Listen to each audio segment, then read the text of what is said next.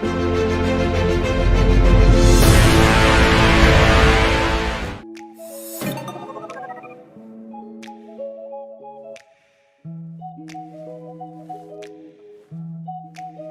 back to another video on my YouTube channel. Today I'm going to be showcasing part 2 of my Green Ranger build. This process is what I do for all of my helmets. The process I'm about to show you, which it's pretty straightforward. There is a lot of work you have to do to get your helmets to be very shiny, very clean, very smooth to the touch. So I'm just going to show you what I do. And here we go. I started off sanding the Green Ranger helmet with a 60 grit sandpaper. After sanding the entire helmet with that 60 grit, I then jump over to my sponge sander, which is actually really nice, very easy to work with. And you can clearly tell here that there is a lot of layer lines that the sanding does produce, and you can really see them pretty prominent here. But one thing you do have to understand when you're building such a helmet that's going to be very clean with no battle damage and whatnot, you really have to get your elbow grease moving, because all these layer lines will eventually disappear, but there's a lot of work you have to do to get it to that point, and that's what this video is primarily about. And as you can tell, there's some swirling that occurred on top of the helmet here. That's inevitable. Those swirls will occur, especially the way I printed this helmet, where the chin was sitting on the bed and it printed from the chin up to the top of the dome, which I'm going to show you how to take care of those next year. Now it's time to apply the primer, and I chose to do the 2-in-1 sandable / filler primer, which works really great. This gets all those scratches and the little nooks and crannies that you really can't see, and it fills them up pretty well, and it's very easy to sand off once it's applied. And let's not forget that mouthpiece. I went a little heavier on this with the sandable primer just because there was a lot of layer lines in there. So this is the helmet with its first heavy primer coat on it, and you could clearly see there's still layer lines right up there by the top of the dome, which that's totally fine. That's what this stuff is for. It applies very good, very thick, and it's very easy to sand. So I'm going to show you next how we get rid of those layer lines.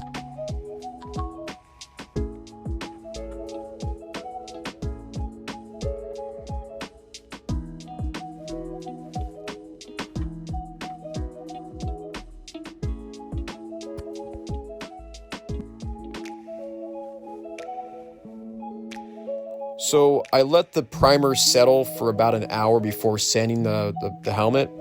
And once it was settled and I was ready to sand it, I started off with a 300 grit sandpaper.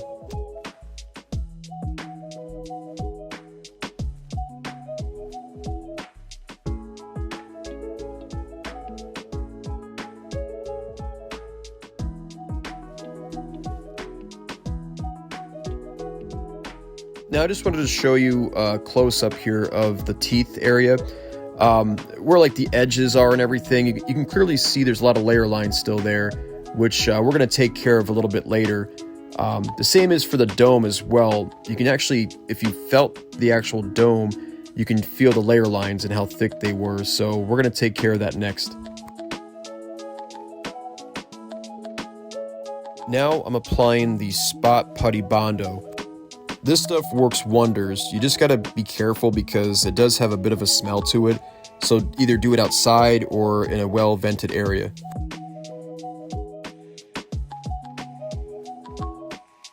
Now it's time to sand the Bondo, but it was too cold outside, so I brought the helmet inside to sand. Now I brought this inside in an area of my house that has much ventilation in it, with a lot of airflow, so I had no problems with that here. And as you can tell, there is a lot of dust here after sanding for a little while. However, the sponge sander works amazing because it gets the helmet very flush and this Bondo broken down pretty good. But as I said, just make sure you're doing this in a well-vented area. Now, after I sanded this with my sand sponge, I moved on to my little pick tools here. The reason why I'm using this little pick tool, which you can get at Harbor Freight or even online on Amazon, is because the Bondo and even the primer gets stuck into like the small crevices to where the detail is. So what I do is I chisel that out with this pick tool here, and it takes the Bondo and the primer out right away, which works really good.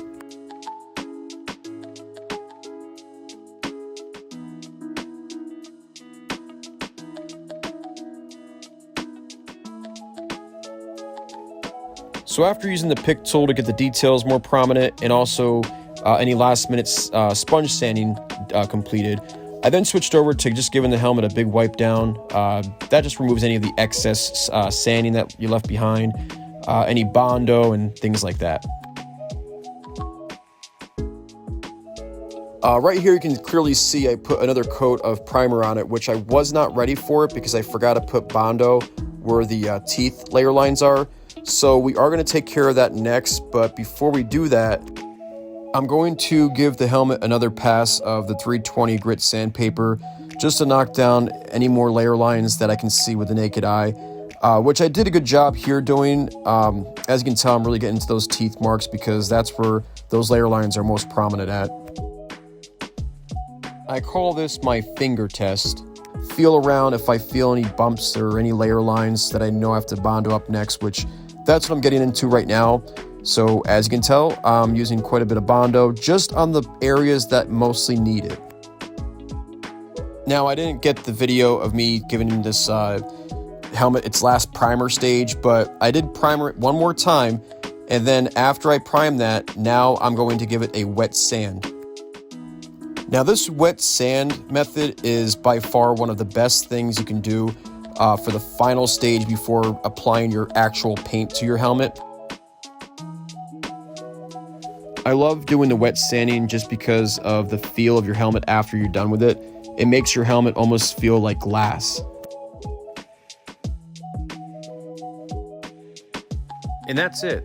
All these methods that I have done in this video is what I do for all of my helmets. So I would hope that if you're looking to do a helmet, even specifically this Green Power Ranger helmet, that this video has taught you something, and maybe you can use that for your own helmet. But thanks for watching, and stay tuned for the next part.